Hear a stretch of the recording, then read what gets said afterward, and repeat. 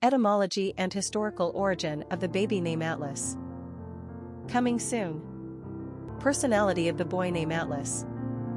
The number 8 personality has everything to do with power, wealth, and abundance. Somehow, this personality has been blessed on the material plane, but their authoritative and problem-solving traits provide evidence that their good fortunes are not just the luck of the lottery. They are well-earned. This is the personality of CEOs and high-ranking military personnel.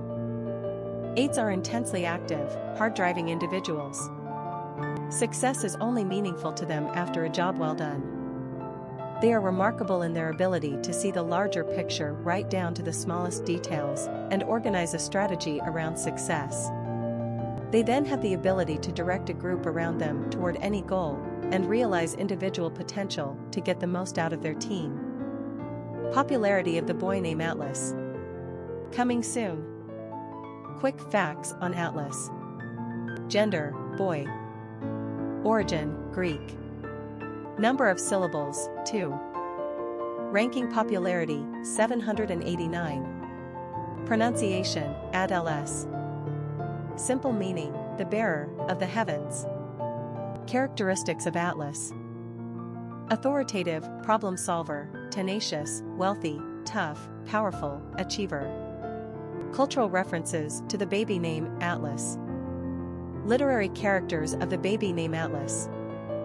While Nathaniel is a minor character in Ayn Rand's controversial 1947 novel of rugged individualism, Atlas Shrugged, he is nonetheless the man who gives the main character, Dagny Taggart, her drive and ambition. As the founder of Taggart Transcontinental, Nat Taggart rises from obscure poverty to unequaled and unapologetic rich success. Dagny Taggart struggles with the modern-day consequences of her grandfather's legacy, all the while living life on the terms he bequeathed her through her bloodline. He was a man who had never accepted the creed that others had the right to stop him. Richard Halley is a rather minor character in Ayn Rand's 1957 novel, Atlas Shrugged, but a fairly important piece of the big picture.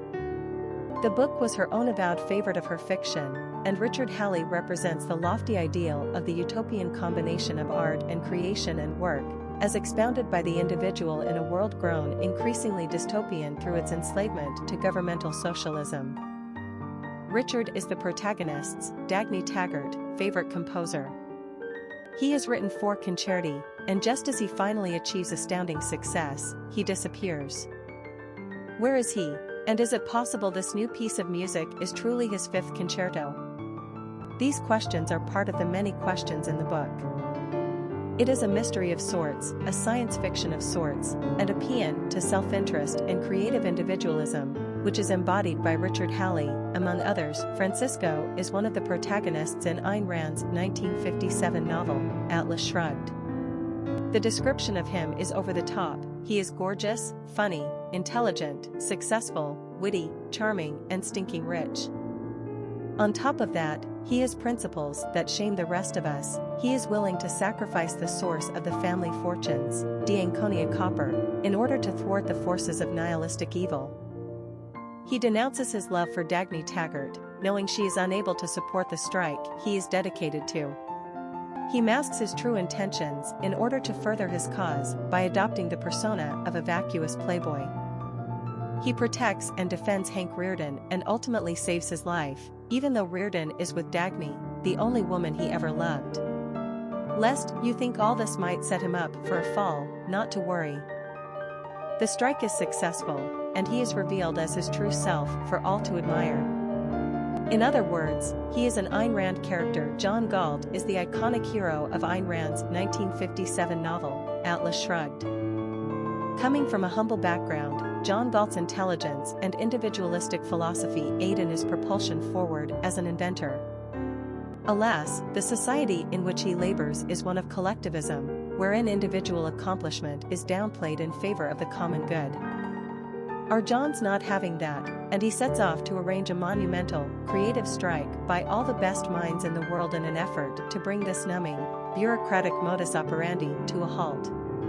After being apprehended and tortured by the government, John Galt is rescued by the protagonist, Dagny Taggart, and the loyalist strikers, whereupon they all convene to build a new society on the ashes of the old. John Galt has recently been given a new surge in popularity by the Tea Party, who carried "Who is John Galt" signs at many of their events. Eddie Willers is a character in Ayn Rand's 1957 novel, Atlas Shrugged. Eddie is a childhood friend of Dagny Taggart. His father and grandfather worked for her family at Taggart Transcontinental, and so does Eddie.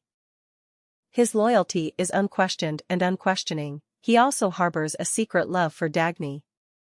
Perhaps Eddie's greatest attraction is the very common stature of his character. He is a good and decent man among superstars, some good, some not so very.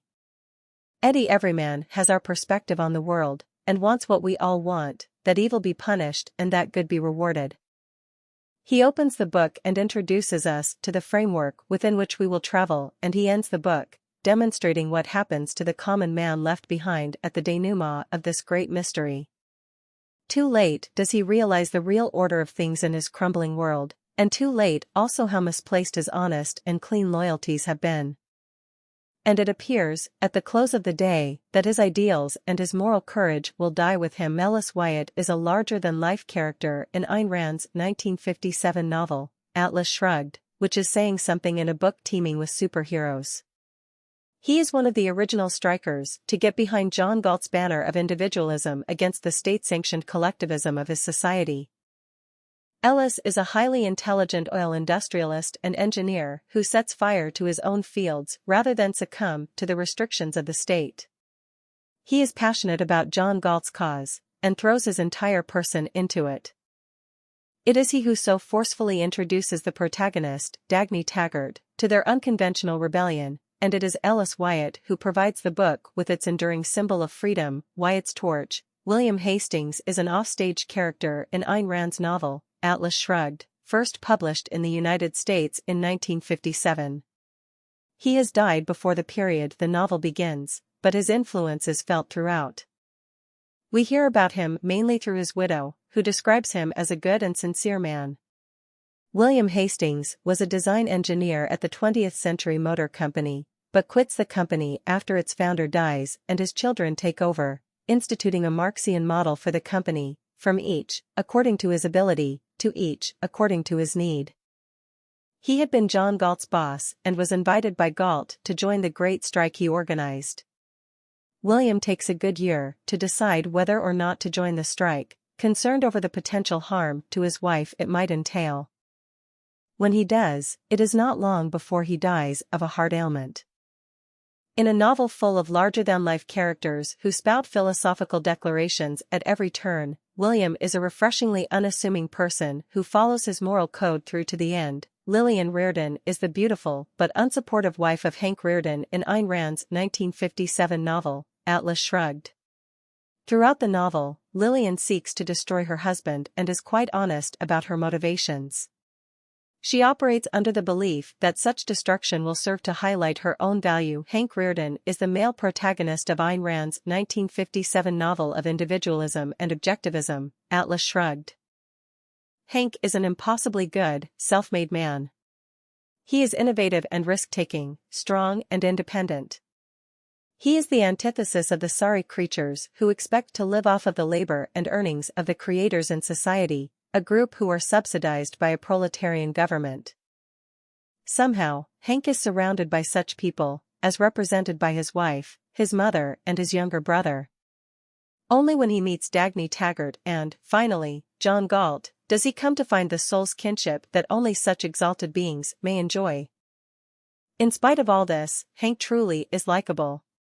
His devotion to the honest pride he finds in his labors, as well as his struggle to reconcile his obligations with his conscience, make him very appealing and somehow comfortable to us.